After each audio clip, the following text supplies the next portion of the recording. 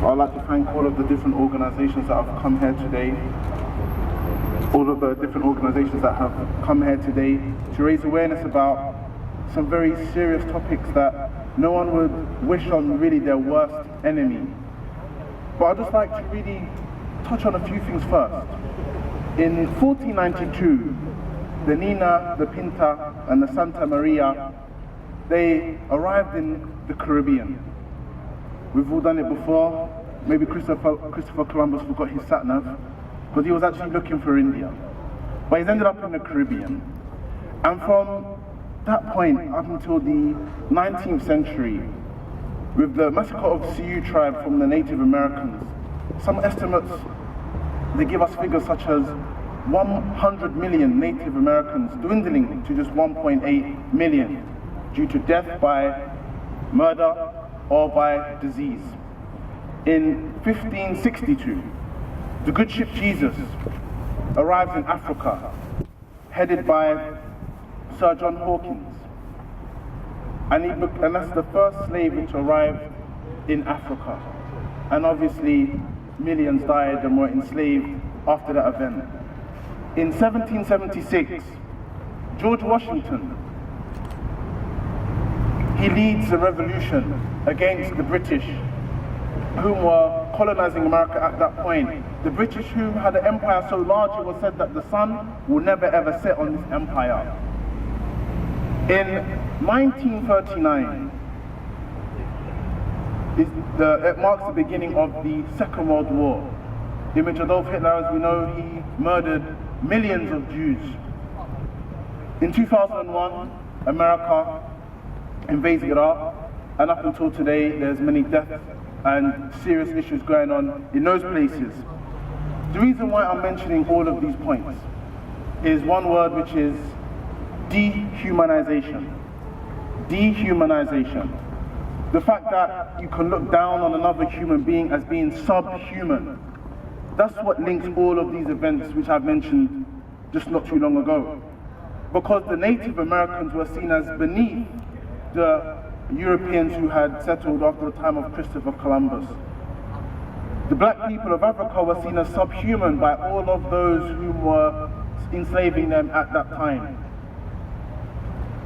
Even the Americans under British colonization were seen as less than people of Europe. And obviously in the 1939, when Hitler regarded Jews as being subhuman, the guards were refusing to give them names, refusing to give them clothing, treated them literally as animals, and it made it easier for them to be killed by the regime.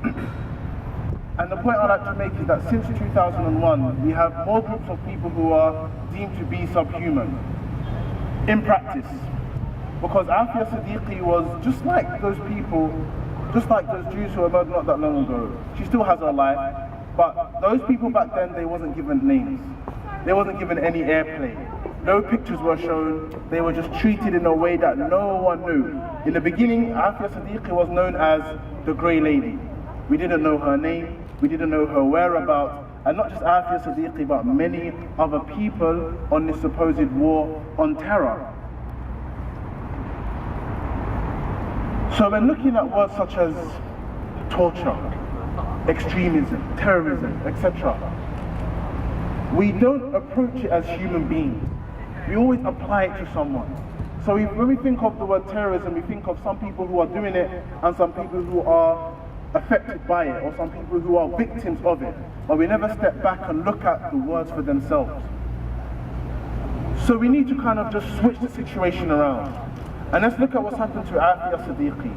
Let's imagine that it was someone from the United Kingdom who had gone missing for numbers of years, who was snatched in front of her children, who had a university education, a very high university education, from a very noble family in the United Kingdom, and then shot, and then charged, and then have all of these false accusations and useless evidence given against her, and then after all of that, given 86 years in prison. Just imagine if this lady was British. What would we say? What would the newspapers say? What would the media and the government tried to do to assist this lady. If you look at other issues, if you look at the issue of Shakir Ahmed, if you look at Bradley Manning, if you just put all of these and put it and apply it to yourself and apply it to your family members, we wouldn't be as we are today. We would be doing even more.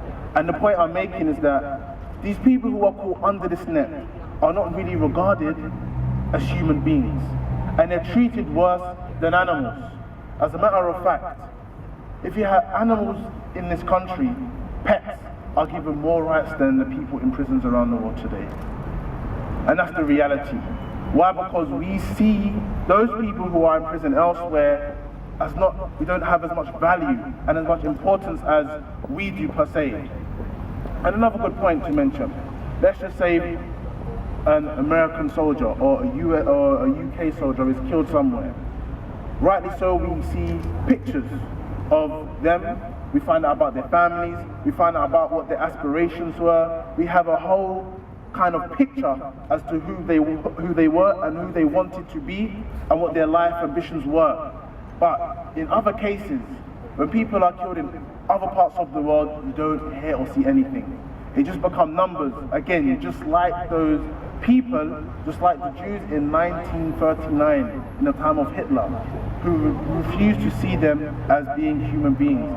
And I think this is the most important point, that regardless of what color a person is, what religion a person is, or way of life a person is, we need to look at situations as being human beings. And when we look at it like that, and then we'll find, I'm sure, we'll make a positive change for all of those people around the world. Again, I'd like to thank all of the different organizations for coming together, and hopefully we can continue this work. Assalamu alaikum wa rahmatullahi wa barakatuh.